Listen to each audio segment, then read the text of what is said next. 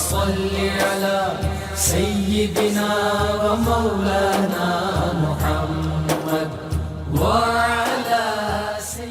بسم اللہ الرحمن الرحیم۔ السلام علیکم ناظرین و سامعین کرام۔ پروگرام یاد الہی دیکھنے کے لیے، یاد الہی کے سابقہ تمام پروگرامز دیکھنے کے لیے، بالخصوص وظائف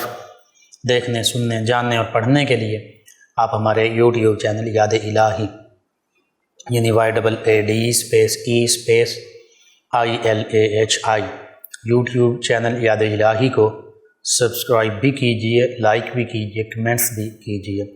تاکہ یاد الہی کے مختلف پروگرامز اور وظائف سے آپ مکمل رہنمائی حاصل کر سکیں۔ جی ناظرین و سامعین، پروگرام یاد الہی میں روزانہ عظیم ہستیوں کے تذکارے پاک کیے جاتے ہیں، اور اس کے ساتھ ساتھ کچھ ایسے موضوعات پر گفتگو ہوتی ہے جن سے آپ کو رہنمائی حاصل ہوتی ہے۔ آج ایک عظیم اللہ کی مقرب بندی، ولیہ عارفہ سیدہ رابعہ بصریہ رضی اللہ تعالیٰ عنہ آپ کے تذکارے خیر ہوں گے۔ اس سے پہلے کتاب الشفا سے آج کا خاص وظیفہ 5 جملے دنیا کے لیے اور 5 جملے آخرت کے لیے۔ یہ سیدنا بریدہ رضی اللہ عنہ، بریدہ اسلمی رضی اللہ عنہ، جنہوں نے نبی کریم صلی اللہ علیہ وآلہ وسلم کا مدینہ طیبہ میں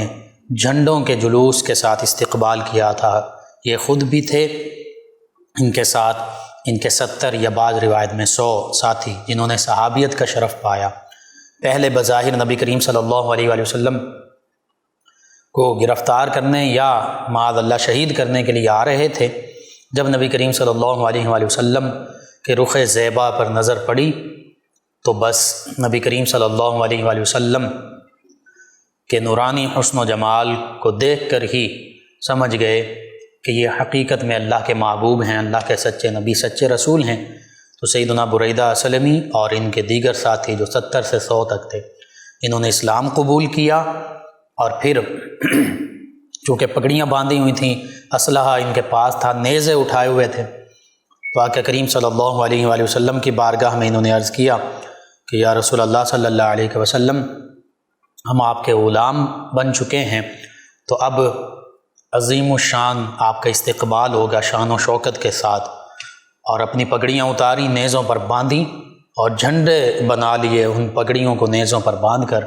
اور یوں جھنڈوں کے ساتھ اس شکل میں، جلوس کی شکل میں جھنڈوں کے ساتھ نبی کریم صلی اللہ علیہ وآلہ وسلم کا استقبال کرتے ہوئے انہوں نے نبی کریم صلی اللہ علیہ وآلہ وسلم کا استقبال کیا، اور مدینہ طیبہ میں آقا کریم صلی اللہ علیہ وآلہ وسلم کے ساتھ حاضر ہوئے۔ ان سے روایت ہے، فرماتے ہیں سیدنا بریدہ اسلمی رضی اللہ عنہ، اس روایت کا طویل ہے، اس کا مفہوم یہ ہے کہ رسول اللہ صلی اللہ علیہ وسلم نے ارشاد فرمایا کہ جس شخص نے درج ذیل 10 کلمات نماز فجر کے وقت، یعنی نماز فجر سے پہلے یا نماز فجر پڑھنے کے بعد ان 10 کلمات کو پڑھا، تو وہ شخص ان کلمات کو پڑھتے ہی اللہ تعالیٰ کو اپنے حق میں کافی اور کلمات پڑھنے پر اجر و ثواب دیتے ہوئے پائے گا۔ پہلے 5 کلمات دنیا سے متعلق ہیں اور باقی 5 کلمات آخرت سے متعلق ہیں۔ 5 کلمات دنیا کے لیے یہ ہیں، آپ سماعت کر لیں، کوشش کریں اپنے معمول میں اور عادت و وظائف میں شامل کریں۔ یوٹیوب چینل یاد الہی سے ڈاؤن لوڈ کر کے دیکھ بھی سکتے ہیں، پڑھ بھی سکتے ہیں، سن بھی سکتے ہیں۔ اسی طرح فیس بک پیج یاد الہی سے بھی دیکھ سکتے ہیں، پڑھ سکتے ہیں، سن سکتے ہیں۔ 5 کلمات دنیا کے، پہلا کلمہ اللہم اکفنی کل مہم من حیث شئت، اللہم اکفنی کل مہم من حیث شئت ومن این شئت حسبی اللہ لدینی، ومن این شئت حسبی اللہ لدینی۔ دوسرا کلمہ حسبی اللہ لما اہمنی، حسبی اللہ لما اہمنی۔ تیسرا کلمہ حسبی اللہ لمن بغى علی، حسبی اللہ لمن بغى علی۔ چوتھا کلمہ حسبی اللہ لمن حسدنی، حسبی اللہ لمن حسدنی۔ پانچواں کلمہ حسبی اللہ لمن کادنی بسوء، حسبی اللہ لمن کادنی بسوء۔ یہ دنیا کے 5 کلمات، آخرت کے 5 کلمات یہ ہیں۔ پہلا کلمہ حسبی اللہ عند الموت، حسبی اللہ عند الموت۔ دوسرا کلمہ حسبی اللہ عند المسألۃ فی القبر، حسبی اللہ عند المسألۃ فی القبر۔ تیسرا کلمہ حسبی اللہ عند المیزان، حسبی اللہ عند المیزان۔ چوتھا کلمہ حسبی اللہ عند الصراط، حسبی اللہ عند الصراط۔ پانچواں کلمہ حسبی اللہ لا الہ الا هو علیہ توکلت و الیہ انیب، حسبی اللہ لا الہ الا هو علیہ توکلت و الیہ انیب، اور اگر ملا کے پڑھیں تو و الیہ انیب۔ حسبی اللہ لا الہ الا هو علیہ توکلت وہو رب العرش العظیم، حسبی اللہ لا الہ الا هو علیہ توکلت وہو رب العرش العظیم۔ تو یہ 10 کلمات ہیں، انشاءاللہ اللہ تعالی اس کے پڑھنے والے کے لیے کافی ہوگا، کفایت فرمائے گا، اور اس کے ساتھ ساتھ دین و دنیا آخرت میں اس کا اجر و ثواب بھلائی حاصل ہوگی انشاءاللہ۔ ضرور آپ اپنے معمول کا حصہ بنائیے، اپنے اوراد و وظائف میں یہ کلمات شامل کیجیے، خیر و برکت کا باعث ہیں دنیا میں بھی آخرت میں بھی، اور اپنے اعزاء اقرباء، رشتہ دار، دوست احباب، پڑوسی، محلے دار، امت مسلمہ تک پہنچائیے، یہ کلمات بتائیے۔ میرے آپ کے ہمارے بتانے سے اگر ہمارے کسی بھی مسلمان بھائی، مسلمان بہن، مسلمان فرد کا فائدہ ہوتا ہے، انشاءاللہ یہ ہمارے لیے دین و دنیا آخرت میں بھلائی، فائدے، نجات اور شفا کا باعث ہوگا۔ اللہ سبحانہ و تعالی ہمیں آسانیاں عطا فرمائے، ہمیں آسانیاں بانٹنے والا بنائے، مشکلات سے ہماری حفاظت فرمائے، آمین۔ جی ناظرین و سامعین، سیدہ رابعہ بصریہ رضی اللہ تعالی عنہا عظیم اللہ کی مقرب بندی، اولیاء اللہ میں ان کا شمار، عارفہ کاملہ، ساجدہ عابدہ زاہدہ متوکلہ خاشعہ راضیہ مرضیہ، ان تمام صفات کی حامل، اور اللہ کے تمام انبیاء کرام علیہ السلام وہ بھی اللہ کے مقرب بندے ہیں، تمام صحابہ کرام علیہ رضوان اللہ کے مقرب بندے ہیں، تمام صحابیات رضی اللہ عنہن اللہ کے مقرب بندیاں ہیں، تمام اہل بیت کرام علیہ رضوان اللہ کے مقرب بندے ہیں۔ ان کے بعد تابعین اعظام علیہ رضوان، تبع تابعین اعظام علیہ رضوان، اور غالباً سیدہ رابعہ بصری رضی اللہ عنہا آپ بھی تبع تابعین اعظام علیہ رضوان میں شامل ہیں، یعنی ان ہستیوں میں شامل ہیں جنہوں نے تابعین اعظام علیہ رضوان کی زیارت کی۔ تو یہ بہت بڑا شرف ہے کہ اللہ کے پیارے حبیب صلی اللہ علیہ وآلہ وسلم کی زیارت کرنے والی ہستیاں صحابہ کرام علیہ رضوان، ان کی زیارت کرنے والی ہستیاں تابعین اعظام علیہ رضوان، ان کی زیارت تابعین اعظام علیہ رضوان کی زیارت کرنے والی ہستیاں تبع تابعین اعظام علیہ رضوان، آپ ان میں شامل ہیں۔ اور اولیاء کاملین صالحین میں ہم مردوں کا ذکر کرتے ہیں، جس میں صحابہ کرام علیہ رضوان تمام کے تمام اولیاء کاملین صالحین ہیں، تابعین اعظام علیہ رضوان، تبع تابعین اعظام علیہ رضوان، ائمہ فقہ، اسی طرح ائمہ حدیث، دیگر علماء، صلحاء، اولیاء، عرفاء، ان کا ذکر خیر ہوتا ہے، لیکن اللہ کی ان بندیوں کہ جنہیں اللہ تعالیٰ نے خاص ولایت سے نوازا، ان میں سیدہ رابعہ بصریہ رضی اللہ عنہا، ان کا نام چمک رہا ہے، بڑا معروف ہے، مشہور ہے۔ یعنی کئی اللہ کی ایسی بندیاں ہیں کہ جنہیں ولایت کا شرف ملا، اللہ تعالیٰ نے ولایت سے نوازا، ان میں سیدہ رابعہ بصری رضی اللہ عنہا آپ کا نام جو ہے وہ سنہرے عروف کے ساتھ چمکتا دمکتا ہے اور سب سے زیادہ معروف اور مشہور ہے۔ اس کی کئی وجوہات ہیں۔ سب سے بڑی وجہ یہ ہے کہ آپ تبع تابعین میں شامل ہیں کہ جن کے بارے میں نبی کریم صلی اللہ علیہ وآلہ وسلم کی بشارتیں موجود ہیں۔ آقا کریم صلی اللہ علیہ وآلہ وسلم نے فرما دیا کہ سب سے بہتر قرن اور زمانہ فرمایا میرا زمانہ ہے، جس میں نبی کریم صلی اللہ علیہ وآلہ وسلم اور صحابہ کرام علیہم رضوان موجود ہیں۔ پھر فرمایا ثم الذین یلونہم، پھر اس سے متصل زمانہ جس میں صحابہ کرام اور تابعین اعظام علیہم رضوان موجود ہیں۔ پھر فرمایا ثم الذین یلونہم، پھر اس زمانے کے ساتھ متصل زمانہ جس میں تابعین اعظام اور تبع تابعین اعظام علیہم رضوان موجود ہیں۔ تو یہ خیر القرون کی عظیم ہستی ہیں سیدہ رابعہ بصریہ رضی اللہ تعالی عنہا۔ تو جو بھی اولیاء اللہ کی شانیں ہیں آپ ان کی مصداق ہیں۔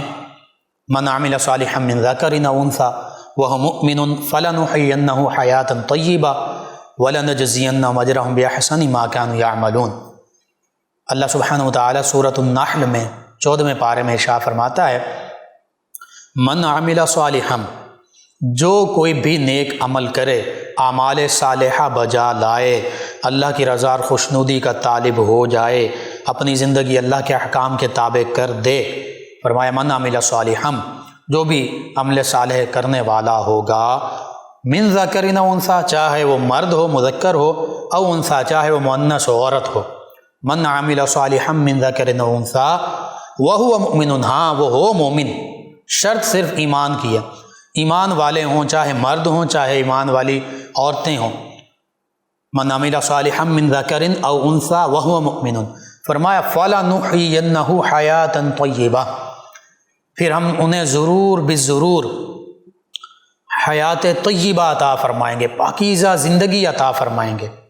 یہ زندگی بھی پاکیزہ، قبر کی زندگی بھی پاکیزہ، حشر کی آخرت کی زندگی بھی پاکیزہ اللہ فرما رہا ہے ہم انہیں عطا فرمائیں گے۔ فَلَنُحْيِيَنَّهُ حَيَاةً طَيِّبَةً وَلَنَجْزِيَنَّهُمْ أَجْرَهُمْ بِأَحْسَنِ مَا كَانُوا يَعْمَلُونَ۔ فرمایا جو وہ نیکی اور بھلائی کے کام کرتے تھے، اللہ کی رضا اور خوشنودی حاصل کرنے کے لیے اپنی زندگیاں گزارتے تھے، جو عمل وہ اللہ کی رضا کی خاطر کرتے تھے، فرمایا ہم ضرور بھی ضرور انہیں ان نیک اعمال کا بدلہ بھی عطا فرمائیں گے۔ وَلَنَجْزِيَنَّهُمْ بِأَحْسَنِ مَا كَانُوا يَعْمَلُونَ، یعنی کل روز محشر اس دنیا میں انہیں پاکیزہ زندگی مل جائے گی، حیات طیبہ، ان کی زندگی مکمل طہارت اور پاکیزگی سے مزین ہوگی، اور فرمایا آخرت میں ان کے اعمال کا بدلہ انہیں عطا کیا جائے گا، ان کی جزا انہیں عطا کی جائے گی، جس میں سب سے بڑی جزا اللہ کا دیدار ہے، اور پھر اللہ کی رضا کا مقام جنت ہے۔ تو ان ہستیوں میں جن کے لیے یہ وعدہ ہے، ان میں سیدہ رابعہ بصریہ رضی اللہ عنہا آپ بھی شامل ہیں، اور آپ کے جو احوال ہیں ان کا ذکر خواجہ فرید الدین عطار علیہ رحمہ آپ نے کیا، اسی طرح حضرت امام غزالی علیہ رحمہ نے آپ کا ذکر کیا، اس کے علاوہ کئی دیگر محدثین، اسی طرح سیرت نگاروں نے ذکر کیا، مورخین نے بالخصوص آپ کا ذکر کیا، حضرت امام غزالی علیہ رحمہ نے آپ کا ذکر کیا۔ بہرحال آپ کی ولادت باسعادت کے حوالے سے یہ ملتا ہے کہ 95 ہجری یا 96 97 98 99 ہجری، 95 سے 99 ہجری کے درمیان آپ کی ولادت باسعادت کا قول کیا جاتا ہے۔ اکثر نے 95 ہجری کا بھی ذکر کیا، بعض نے 96 97 98 یا 99 ہجری کا ذکر کیا۔ بہرحال 95 سے 99 ہجری کے درمیان عراق کے شہر بصرہ میں آپ کی ولادت باسعادت ہوئی۔ یہ وہی شہر ہے بصرہ جسے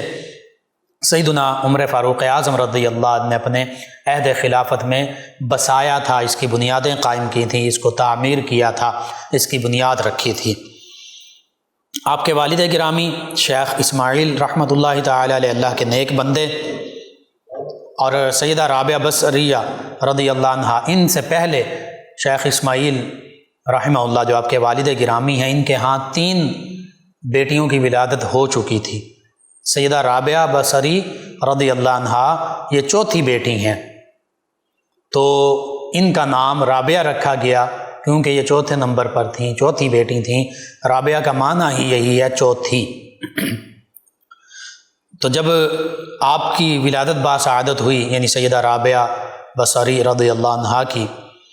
تو آپ کے والد گرامی بہت متوکل شخص تھے، بظاہر غریب تھے، کوئی زیادہ امیر نہیں تھے، محنت مزدوری کرتے، اللہ کی بارگاہ میں سربسجود رہتے، اللہ کی بارگاہ میں حاضر رہتے، مستغرق رہتے، اللہ اللہ کیا کرتے، اور کبھی بھی لوگوں کے سامنے دست سوال دراز نہ کیا، اگرچہ بظاہر متمول نہیں تھے، امیر نہیں تھے۔ تو جب چوتھی صاحبزادی سیدہ رابعہ بصری آپ کی ولادت باسعادت ہوئی تو آپ کی زوجہ انہوں نے آپ سے کہا کہ ان کی ولادت باسعادت پر گھر میں دیا جلانے کے لیے تیل بھی نہیں تھا کہ روشنی کر دی جائے رات کے وقت، اسی طرح ان کے لپیٹنے کے لیے کوئی خاص کپڑا بھی موجود نہیں تھا۔ تو آپ کی زوجہ جو ہیں شیخ اسماعیل، ان کی زوجہ سیدہ رابعہ بصری رضی اللہ عنہا کی والدہ ماجدہ، انہوں نے اپنے شوہر گرامی سے کہا کہ آپ پڑوس میں چلے جائیے، پڑوسیوں سے دیا جلانے کے لیے تیل ہی لے آئیے۔ تو آپ اپنے گھر سے نکلے، پڑوسیوں کے گھر تک گئے، ان کے دروازے تک پہنچے، لیکن ان کے دروازے پر دستک نہیں دی، تیل نہیں ان سے چراغ جلانے کے لیے مانگا، ایسے ہی واپس پلٹ آئے۔ وجہ یہ تھی کہ آپ کبھی کسی کے سامنے دست سوال دراز نہیں کرتے تھے، اللہ کی بارگاہ میں ہی التجا کیا کرتے تھے، اللہ سے ہی دعا مانگا کرتے تھے۔ اس توکل اور اللہ پر کامل یقین اور بھروسے کی بدولت اللہ تعالیٰ نے آپ پر خاص کرم فرمایا۔ جس رات سیدہ رابعہ بصریہ رضی اللہ عنہا ان کی ولادت باسعادت ہوئی تو نبی کریم صلی اللہ علیہ وآلہ وسلم کی زیارت سے سیدہ رابعہ بصریہ رضی اللہ عنہا کے والد گرامی مشرف ہوئے، تو نبی کریم صلی اللہ علیہ وآلہ وسلم نے ان کو خوشخبری عطا فرمائی، بشارت دی اور فرمایا کہ تمہاری نومولود بیٹی اللہ کی مقرب بندی بنے گی اور مسلمانوں کو، امت مسلمہ کو اللہ کی محبت کا یہ درس دے گی، اور فرمایا کہ تم امیر بصرہ کے پاس چلے جاؤ، بصرہ کے حکمران کے پاس چلے جاؤ، گورنر کے پاس چلے جاؤ، اور اسے ہمارا پیغام دو کہ تم یعنی امیر بصرہ روزانہ رات کو 100 مرتبہ مجھ پر درود پاک پڑھتے ہو، میری بارگاہ میں درود پاک کا نذرانہ پیش کرتے ہو، جمعرات کی رات خاص طور پر 400 مرتبہ درود پاک کا نذرانہ بھیجتے ہو، لیکن پچھلی جمعرات جو گزری ہے اس جمعرات پر تم نے درود پاک کا نذرانہ نہیں بھیجا، درود پاک نہیں پڑھا، لہٰذا کفارے کے طور پر اس پیغام پہنچانے والے کو یعنی رابعہ بصریہ رضی اللہ عنہا کے والد گرامی کو 400 دینار پیش کر دو، دے دو۔ آپ کے والد گرامی جو ہیں امیر بصرہ کے پاس صبح پہنچے، اور اس دوران آنکھوں میں خوشی کے آنسو بھی تھے کہ نبی کریم صلی اللہ علیہ وآلہ وسلم کی زیارت سے بھی مشرف ہو گئے ہوں، آقا کریم صلی اللہ علیہ وآلہ وسلم نے دستگیری بھی فرما دی ہے۔ تو جب امیر بصرہ کے پاس پہنچے تو نبی کریم صلی اللہ علیہ وآلہ وسلم کا پیغام امیر بصرہ کو دیا کہ نبی کریم صلی اللہ علیہ وآلہ وسلم کی زیارت سے میں رات کو مشرف ہوا، تو آپ نے فرمایا کہ امیر بصرہ کے پاس جاؤ اور اسے میرا پیغام دے دو کہ تم روزانہ رات کو 100 مرتبہ درود پاک پڑھتے ہو اور جمعرات کو 400 مرتبہ درود پاک پڑھتے ہو، لیکن پچھلی جو جمعرات گزری ہے تم نے 400 مرتبہ درود پاک کا نذرانہ پیش نہیں کیا۔ اور ساتھ ہی نبی کریم صلی اللہ علیہ وآلہ وسلم کا یہ پیغام بھی دیا کہ نبی کریم صلی اللہ علیہ وآلہ وسلم فرماتے ہیں کہ 400 دینار جو ہیں وہ اس پیغام کے پہنچانے والے کو دے دیے جائیں۔ امیر بصرہ نے جب یہ سنا تو بہت خوش ہوا کہ نبی کریم صلی اللہ علیہ وآلہ وسلم کی بارگاہ میں میرا ہدیہ درود جو ہے وہ پہنچ رہا ہے، اور ساتھ اس نے اعتراف بھی کیا کہ ہاں کچھ مصروفیات کے باعث میں پچھلی جمعرات پر 400 مرتبہ درود پاک کا نذرانہ پیش نہیں کر سکا، یہ بالکل حقیقت ہے۔ اور پھر اس نے امیر بصرہ نے شکرانے کے طور پر 1000 دینار جو ہیں وہ فوراً غرباء، فقراء، یتامہ، مساکین، مستحقین میں تقسیم کیے، اور 400 دینار نبی کریم صلی اللہ علیہ وآلہ وسلم کے حکم کے مطابق حضرت شیخ اسماعیل علیہ رحمہ جو سیدہ رابعہ بصری رضی اللہ عنہا کے والد گرامی ہیں، ان کو پیش کر دیے، اور ساتھ یہ بھی کہا کہ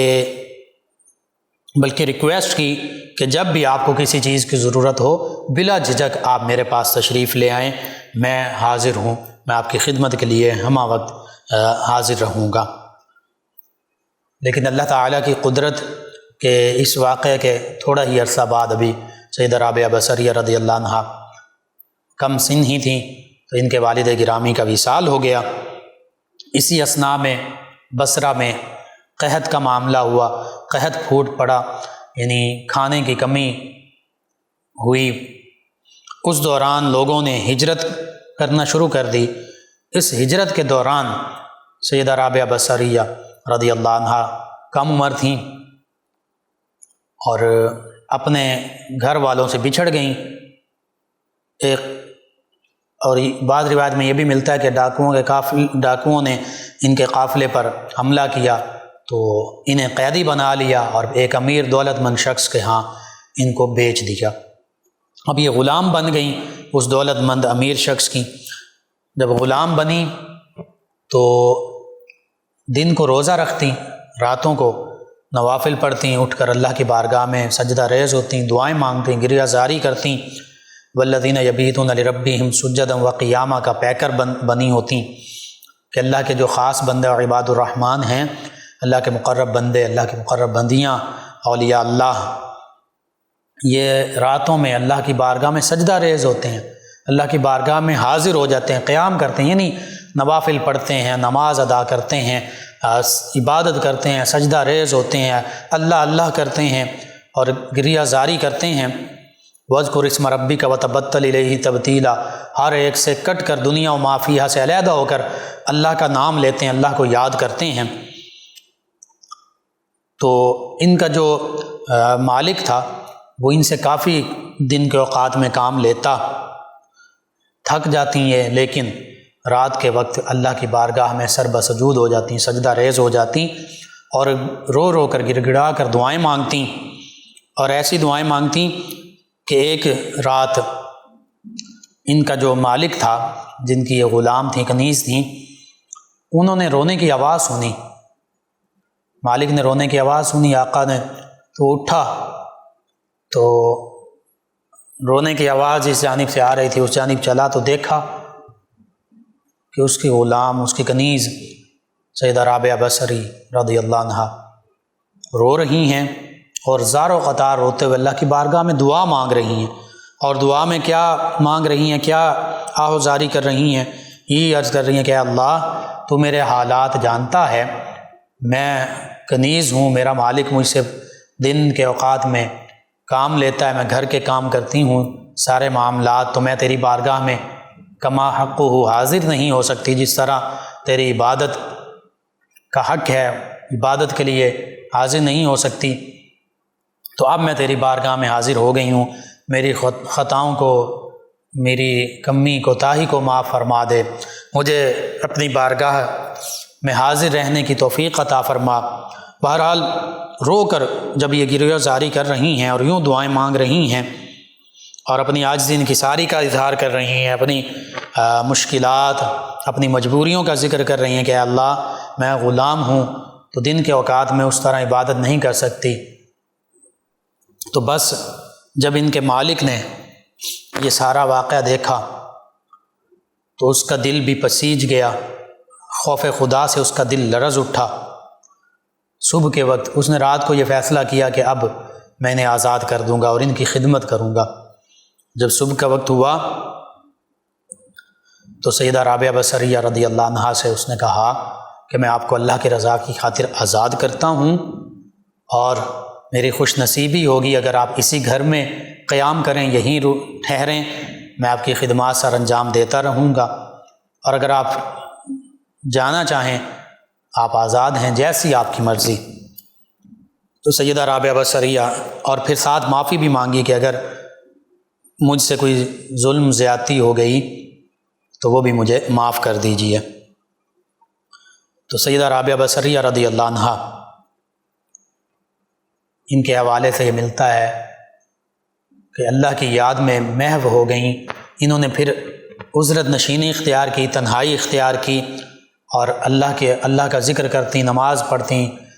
تلاوت کرتی، بس اللہ کی یاد میں ہی دن اور رات محو رہتی، مشغول رہتی۔ پھر یہ کوفہ چلی گئیں۔ کوفہ کے بارے میں نے پتہ چلا کہ وہاں پہ حضرت حسن بصری رضی اللہ عنہ بھی موجود ہیں، دیگر علماء، فقہاء، محدثین، مفسرین موجود ہیں۔ تو وہاں پہنچیں، قرآن مجید فرقان حمید حفظ کیا، اور پھر حضرت خواجہ حسن بصری رضی اللہ عنہ ان سے بیعت ہوئیں، اور قرآن، حدیث، فقہ، بالخصوص احسان یعنی تزکیہ باطن کا علم حاصل کیا، حتیٰ کہ حضرت ابو سفیان ثوری رضی اللہ عنہ یہ آپ سے کئی اولیاء کاملین صالحین اور علماء نے فیض و برکات حاصل کیے۔ آپ نے اپنے دور کے جو بڑے بڑے اولیاء اللہ تھے یا علماء اور فقہاء تھے، ان سے قرآن و سنت اور فقہ کا علم حاصل کیا، لیکن آپ اکثر گوشہ نشین رہا کرتی تھیں۔ مختلف اولیاء اللہ جن میں سفیان ثوری رضی اللہ عنہ کا خاص طور پر ذکر ملتا ہے، یہ سیدنا مالک بن دینار رضی اللہ عنہ یہ آپ کی بارگاہ میں آپ کے پاس حاضر ہوا کرتے، آپ کے پاس آتے اور آپ سے قرآن و سنت اور تصوف اور اللہ کی محبت کے حوالے سے، بالخصوص اللہ کی محبت کے حوالے سے گفتگو سنا کرتے۔ محبت الہی میں آپ ایسی سرشار تھیں کہ آپ نے پوری زندگی پھر شادی نہیں کی۔ اس حوالے سے یہ ملتا ہے کتب میں کہ لوگوں نے آپ سے کہا کہ آپ شادی کیوں نہیں کرتی، تو آپ نے اس موقع پر 2-3 سوالات پوچھے کہ کیا تم مجھے بتا سکتے ہو کہ میں موت کے بعد میرا انجام کیسا ہوگا، قبر میں انجام کیسا ہوگا، حشر میں انجام کیسا ہوگا، بخشش ہوگی نہیں ہوگی؟ تو سب نے لا علمی کا اظہار کیا کہ اللہ بہتر جانتا ہے، ہم تو کچھ نہیں کہہ سکتے۔ یہ بھی سوال کیا کہ کیا میں ایمان پر میری موت ہوگی؟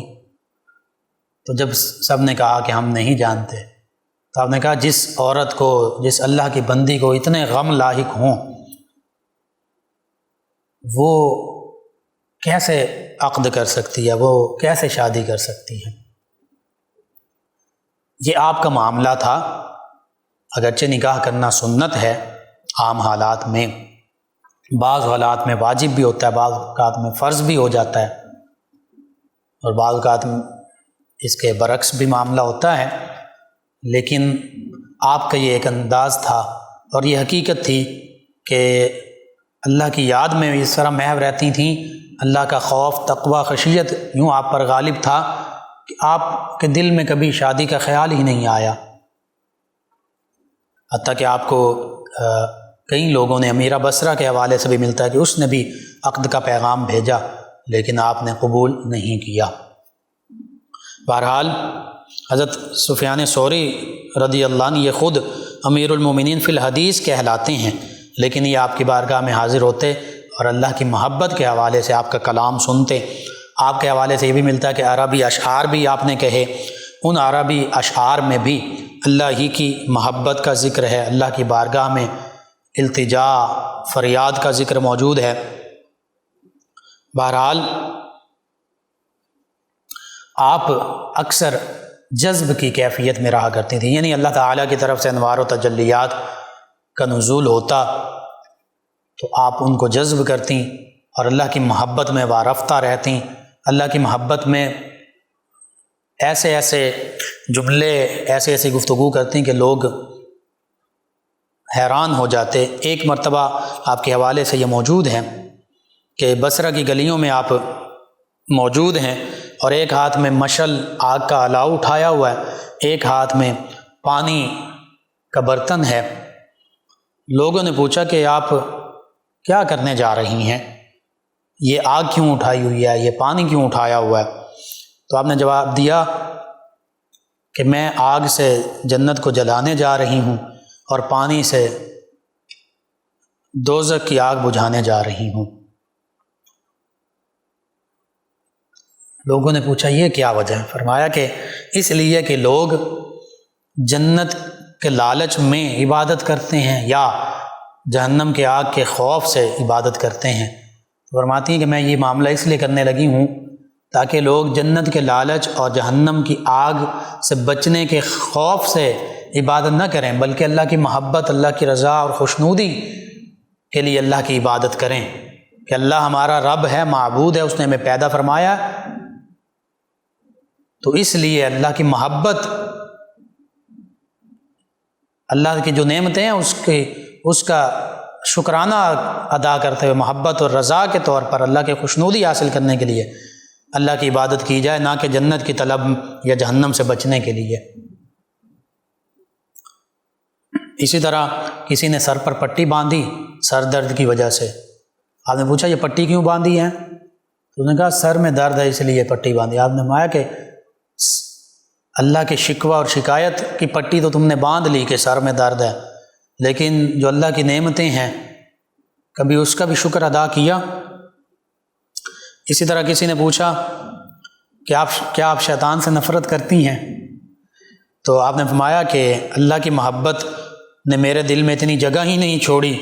کہ اس میں کسی اور کے حوالے سے کوئی خیال آ جائے، کسی کی نفرت آ جائے۔ اور یہ اولیاء اللہ کا شیوہ، اولیاء اللہ فرماتے ہیں کہ اپنے دل میں اللہ کی محبت، اللہ کی یاد یوں قائم کر لو کہ شیطان کا دخل ہی نہ ہو، شیطان کا گزر ہی تمہارے خیالات میں نہ ہو، دل میں نہ ہو، سوچ میں نہ ہو۔ اسی طرح اللہ کی محبت میں ہی آپ نے اپنی ساری زندگی گزار دی،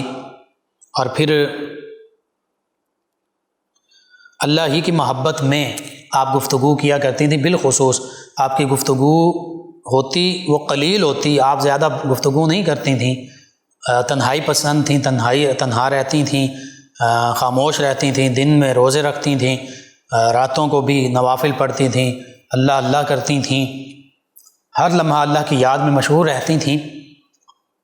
اور بالخصوص جب آپ گفتگو کرتی تو زیادہ تر آپ کی زبان پر قرآن مجید فرقان حمید کی آیات بینات ہی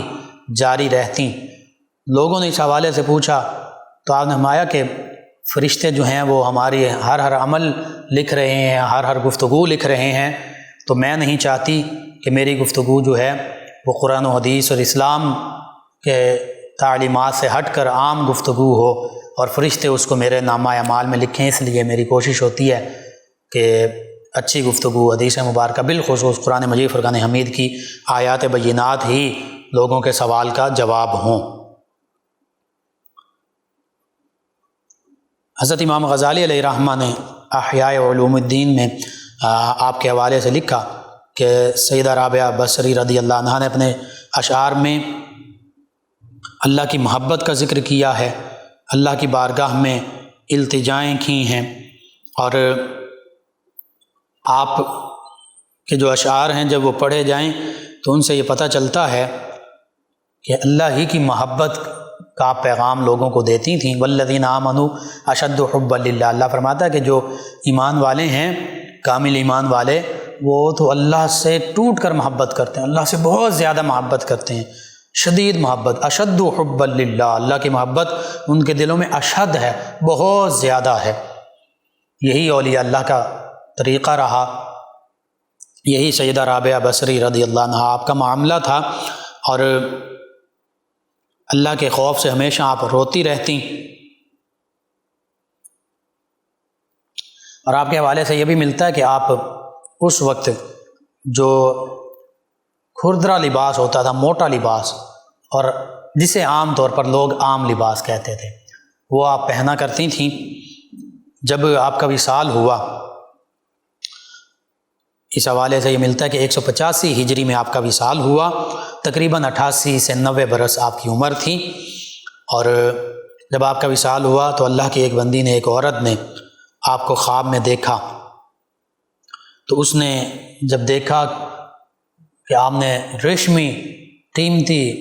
کرتا پہنا ہوا ہے تو اس نے سوال کیا کہ کمبل کا کرتا جو آپ کھردرا کرتا پہنتی تھیں، کمبل کا موٹا کرتا وہ کہاں؟ تو فرمایا کہ کہا کہ اللہ تعالیٰ نے اس کرتے کے بدلے میں مجھے یہ عظیم ریشمی کرتا جو ہے یہ عطا فرمایا یہاں جنت میں۔ پھر اس عورت نے کہا کہ قرب الہی کے حصول کا کوئی طریقہ ہے تو بتائیں، یعنی اللہ کی محبت، اللہ کا قرب حاصل کرنے کا طریقہ، اللہ کی رضا اور خوشنودی حاصل کرنے کا۔ تو فرمایا کہ قرب الہی کے لیے یاد الہی سے بہتر کوئی چیز نہیں، اللہ کے ذکر، اللہ کی یاد، نماز، تلاوت کلام پاک، استغفار، درود پاک، باوضو رہنا، شریعت مطہرہ کی پابندی کرنا، یہ سبھی اللہ کا ذکر ہے۔ فرمایا اس پر کاربند ہو جاؤ تو اللہ کا قرب حاصل ہو جائے گا۔ آپ جو اشعار پڑھا کرتی ہیں ان کا معنی اور مفہوم کچھ یوں بنتا ہے کہ اے میرے اللہ، اے میرے آقا، تیرے مقرب بندے خلوتوں میں تیرا قرب ڈھونڈتے ہیں، اور تیری عظمت کے گیت سمندر میں مچھلیاں بھی گاتی ہیں، اور تیرے مقدس جلال کی وجہ سے موجیں ایک دوسرے سے ٹکراتی ہیں، دن کی روشنی، رات کی تاریکی، آسمان، چاند، ستارے چمکنے والے سب تیرے سامنے سجدہ کرتے ہیں، اور ہر چیز ایک اندازے کے مطابق ہے، یعنی تیری تقدیر کے مطابق چل رہی ہے، کیونکہ تو غنی ہے اور قہار ہے۔ اور پھر اپنی دعائیں جو مانگتی اور دعاؤں میں اشعار بھی پیش کرتی اللہ کی بارگاہ میں، اشعار کے ذریعے راتوں کو اکثر ان کا ترجمہ کچھ یوں ہوتا ہے: میرے مالک، ستارے چمک رہے ہیں، رات کا وقت ہے، سب لوگوں کی آنکھیں نیند سے بند ہیں، ہر کوئی اپنی خلوت میں ہے، اور میں تیری بارگاہ میں حاضر ہوں۔ اے میرے مالک، اگر میں دوزخ کے عذاب کے خوف سے تیری عبادت کرتی ہوں تو مجھے دوزخ میں جھونک دے،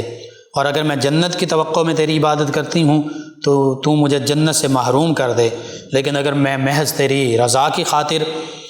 تیری عبادت کرتی ہوں تو مجھ سے اپنے حسن لازوال کو پوشیدہ نہ رکھنا، یعنی روز معاشر اپنا دیدار مجھے عطا فرمانا۔ اسی طرح فرمایا کرتی تھیں کہ کوئی انسان کس طرح توبہ کر سکتا ہے جب تک اس کا مالک اس کو توبہ کی توفیق عطا نہ فرمائے اور اسے قبولیت نہ بخشے، اور فرماتے ہیں کہ اگر وہ تمہاری طرف رخ کرے گا تو تم بھی اس کی طرف رخ کرو گے، یعنی اگر اللہ سبحانہ وتعالی کی رضا، خوشنودی اور اللہ سبحانہ وتعالی کی توفیق تمہارے شامل حال ہوگی تو پھر ہی تم اللہ کی بارگاہ میں کی طرف متوجہ ہو سکو گے، یعنی لا حول ولا قوت الا باللہ۔ ہر توفیق نیکی کرنے کی، برائی سے بچنے کی طاقت یہ اللہ ہی کی طرف سے عطا کی جاتی ہے۔ اور فرمایا کرتی تھیں کہ اللہ تعالیٰ سے قناعت پسند دل مانگو، یہ بہت بڑی نعمت ہے، یعنی دنیا اور دنیا کی خواہشات اور آسائشات ان کے پیچھے نہ لگ جاؤ، بلکہ ایسا دل مانگو جو قانع ہو، اللہ نے جتنا عطا فرما دیا تھوڑا ہے زیادہ، اس پر صبر شکر اور قناعت کرنے والا ہو، نہ کہ اللہ کا شکوہ کرنے والا، جزا فضا وویلا کرنے والا، شکوہ شکایت کرنے والا دل ہو۔ بہرحال 185 ہجری میں آپ کا وصال ہوا، اس حوالے سے بھی یہ ملتا ہے کہ بصرہ کے نیک دل لوگ جو ہیں وہ آپ کی عیادت کے لیے آپ کی خدمت میں حاضر ہوئے، تو آپ اچانک حاضرین سے مخاطب ہوئیں اور ان سے کہا کہ آپ یہاں سے ہٹ جائیں اور ملائکہ کے لیے، فرشتوں کے لیے جگہ چھوڑ دیں۔ سیدنا حضرت اسرائیل علیہ السلام تو آتے ہی ہیں، اللہ کے نیک بندوں کا جہاں ذکر ہوتا ہے وہاں فرشتوں کا نزول ہوتا ہے، تو جہاں اللہ کے نیک بندے موجود ہوں وہاں بھی فرشتے ہوتے ہیں۔ سب لوگ باہر چلے گئے، تھوڑی دیر تک اندر سے گفتگو کی آوازیں آتی رہیں، جب آوازیں آنا بند ہوئیں تو لوگ اندر داخل ہوئے، دیکھا کہ سیدہ رابعہ بصریہ رضی اللہ عنہا جو ہیں وصال پا چکی ہیں، اللہ کی بارگاہ میں حاضر ہو چکی ہیں۔ بہرحال یہ آپ کی زندگی ایسی پاکیزہ گزری، قرآن و سنت کی عامل تھیں، عمل کرنے والی، با اخلاص، اللہ کی رضا اور خوشنودی طلب کرنے والی، تو آپ کی زندگی نہ صرف خواتین اسلام بلکہ مسلمان مردوں کے لیے بھی مشعل راہ ہے کہ خاتون ہو کر آپ نے ایسی مشکل زندگی گزاری لیکن کبھی اللہ کا شکوہ نہیں کیا، شکایت نہیں کی، ہمہ وقت اللہ کی بارگاہ میں حاضر رہیں، متوجہ رہیں، سر بسجود رہیں، اللہ کی رضا طلب کرتی رہیں۔ تو یہی تمام مسلمانوں کے لیے سبق ہے آپ کی زندگی میں کہ قرآن و سنت پڑھنے سمجھنے والے، اس پر عمل کرنے والے بن جائیں، اللہ کی محبت، اللہ کی رضا چاہنے والے بن جائیں، اور اللہ کی دی ہوئی نعمتوں پر قناعت کریں، صبر شکر کریں، نہ کہ واویلا کریں، جزا فضا کریں۔ بس اللہ سبحانہ و تعالیٰ سے دعا، اللہ تعالیٰ ہمیں ان عظیم ہستیوں کے نقش قدم پر چلنے والا بنائے، آمین۔ اللہم صلی علی سیدنا و مولانا محمد وعلی سیدنا۔ آپ سماعت فرما رہے ہیں پروگرام یاد الہی۔ ناظرین و سامعین، دوران ہمیں جوائن کیا ہمارے ایک لسنر ہیں، رخسانہ صاحبہ ہیں، رخسانہ بی بی فیصل آباد سے، کہتی ہیں السلام علیکم بھائی۔ جی وعلیکم السلام۔ انہوں نے اپنے شوہر کے بارے میں بتایا کہ وہ شراب پیتے ہیں اور گھر کی ذمہ داری نہیں اٹھاتے، سودا سلب بھی نہیں لا کر دیتے، اور کہتی ہیں کہ میں اپنی ماں کے گھر آئی ہوں، یہاں پر چھوٹا بھائی ہے، وہ بھی کام نہیں کرتا، گھر میں روز لڑائی رہتی ہے، کوئی وظیفہ بتا دیں۔ جی ہر قسم کے تنگ دستی کے لیے گھر میں یہاں بھی اور میکے میں بھی آپ ایک تو یا رزاقو اس کی کثرت کریں، دوسرا یا مسبب الاسباب، یا مسبب الاسباب، یا مسبب الاسباب، اس کو کثرت سے پڑھیں دو۔ اور گھر میں آپس میں محبت الفت ہو، بہن بھائیوں کے درمیان، والدین اولاد کے درمیان، میاں بیوی کے درمیان، تو آپ اس کے لیے یا ودود کثرت سے پڑھیں۔ یہ 3 عمل کریں، اور چوتھا جتنے دنوں میں بھی ہو سکے درود تنجینا 1000 مرتبہ پڑھیں، اس حوالے سے کہ آپ کا شوہر جو ہے وہ شراب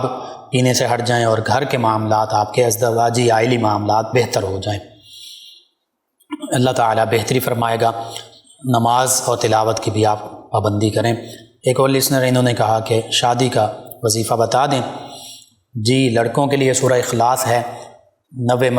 دن تک روزانہ رات کو سونے سے پہلے 41 مرتبہ پڑھیں، اول آخر درود پاک۔ اور بچیوں کے لیے سورہ آل عمران کی آیت مبارکہ 9، لڑکیوں کے لیے وہ روزانہ کثرت سے پڑھیں، جمعۃ المبارک کے دن 313 مرتبہ پڑھیں، اول آخر تا ادا میں درود پاک پڑھیں، اور اس کے ساتھ ساتھ یا مسبب الاسباب بھی پڑھتے رہیں، اے بہتر اسباب پیدا فرمانے والے، اللہ تعالیٰ بہتر اسباب پیدا فرمائے گا۔ قرۃ العین عائشہ صاحبہ انہوں نے ہمیں جوائن کیا، کہتے ہیں السلام علیکم لقمان بھائی، آپ کو اور سب ٹیم کو سلام۔ جی وعلیکم السلام۔ کہتی ہیں کہ ماشاءاللہ بہت خوبصورت پروگرام ہے، اللہ پاک آپ کو حج اور عمرے کی سعادت عطا فرمائے، آمین۔ جی انہوں نے سر کے بالوں کے گرنے کا پوچھا، یا سلام پڑھیں اس حوالے سے، اور شادی کے حوالے سے وظیفہ پوچھا، وہ میں نے عرض کر دیا، سورہ آل عمران کی آیت مبارکہ 9 کثرت سے پڑھیں، یا مسبب الاسباب بھی آپ پڑھ سکتی ہیں۔ راشد علی صاحب ہیں، کہتے ہیں مفتی صاحب آپ کو اور پوری ٹیم کو سلام۔ جی وعلیکم السلام۔ کہتے ہیں سوال یہ ہے کہ وطر نماز میں سورہ اخلاص، سورہ فلق اور سورۃ الناس تینوں اسی ترتیب میں پڑھ سکتے ہیں؟ جی بالکل پڑھ سکتے ہیں۔ ایک اور لسنر ہیں، کہتے ہیں شہر عبدالحکیم ملتان کے پاس خانے وال کا یہ غالباً تحصیل ہے، خانے وال کا یہ شہر ہے، ایک قصبہ ہے، ٹاؤن۔ کہتے ہیں وہاں ایک اللہ کے ولی، ان کا مزار ہے، ان کی والدہ کا نام فاطمہ اور والد کا نام غلام علی ہے، اور کہتے ہیں کہ صاحب مزار کا نام یاد نہیں، ان کے بارے میں بتا دیجیے۔ جو مشہور وہاں پہ اللہ کے ولی موجود ہیں، ان کا نام سلطان عبدالحکیم ہے، انہی کے نام پر اس شہر کا نام عبدالحکیم ہے۔ اگر تو یہ ہیں تو یہ نام ہے، اگر ان کے علاوہ ہیں تو میرے علم میں نہیں ہے، کوشش کروں گا پڑھ کے دیکھ کر جان کر آپ کو بتا دوں۔ کائنات صاحبہ انہوں نے ہمیں جوائن کیا، انہوں نے کہا کہ خواتین کے جو ایام ہیں ان میں مہندی لگائی جا سکتی ہے؟ جی بالکل لگائی جا سکتی ہیں۔ ایک اور ہمارے ریگولر لسنرز میں شامل ہیں افتخار ڈوگر صاحب، غلام رسول صاحب، احمد صاحب، غلام حسین صاحب، محمد علی عباس صاحب 208 چک ڈوگراں والا سے، کہتے ہیں آپ کا پروگرام سن رہے ہیں اور سلام کہا۔ جی وعلیکم السلام۔ آپ تمام ویورز لسنرز کا شکریہ۔ اور ایک اور لسنر ہیں رومانہ صاحبہ، کہتی ہیں کہ مفتی صاحب خودکشی کرنے والے کے لیے کیا ہم مغفرت کی دعا کر سکتے ہیں؟ جی اس حوالے سے جنازہ پڑھا جاتا ہے تو اس میں بھی مغفرت کی دعا ہوتی ہے، تو بالکل کر سکتے ہیں، اگرچہ یہ حرام کام ہے، اس سے بچنا چاہیے۔ بہت زیادہ وعید بھی حدیث مبارکہ میں اس حوالے سے آتی ہے کہ جس طرح خودکشی کرے گا اس کو ایسا ہی جہنم میں عذاب ہوگا، چھلانگ لگا کر اوپر سے خودکشی کی تو ایسے ہی کرتا رہے گا، چھری کے ساتھ یا کسی اور طریقے سے۔ اللہ تعالیٰ سب کو اپنی حفظ و امان میں رکھے۔ نا امیدی اور مایوسی یہ کفر ہے، یعنی نا امید ہو کر خودکشی کی تھی۔ اللہ فرماتا ہے لا تقنطوا من رحمت اللہ، اللہ کے رحمت سے نا امید مت ہو، مایوس مت ہو جاؤ۔ ان اللہ یغفر الذنوب جمیعا، وہ ہر گناہ، تمام گناہ بخشنے والا ہے۔ انہ والغفور الرحیم، وہ غفور ہے، وہ رحیم ہے، رحم فرمانے والا۔ تو معاشی معاملات، ان چیزوں سے گھبرا کر خودکشی نہیں کرنی چاہیے، صبر شکر کرنا چاہیے۔ اور اگر حالات اس طرح ہو گئے ہیں کہ کھانے پینے کو نہیں مل رہا، تو وہ حالات بھی تو تھے کہ جب ہر چیز اللہ کی نعمتیں تھیں۔ تو اللہ فرماتا ہم لوگوں کے درمیان دنوں کو بدلتے رہتے ہیں، وَتِلْكَ الْأَيَّامُ نُدَاوِلُهَا بَيْنَ النَّاسِ، تو یہ دن بھی بدل جائیں گے، ان میں صبر کریں۔ بہرحال اللہ سبحانہ وتعالیٰ تمام مسلمانوں کو اپنی حفظ و امان میں رکھے۔ آپ تمام ویورز لسنرز کا شکریہ، آپ ہمیں جوائن کرتے ہیں، پروگرام یاد الہی میں شامل ہوتے ہیں۔ ناظرین سامعین، پروگرام یاد الہی کا وقت ختم ہو جاتا ہے۔ انشاءاللہ کل صبح دوبارہ آپ سے ملاقات ہوگی پروگرام یاد الہی میں۔ اپنے میزبان محمد لقمان رضا اور ہماری ٹیم کو اجازت دیجیے۔ اللہ نگہبان۔ اللہم صلی علی سیدنا و مولانا محمد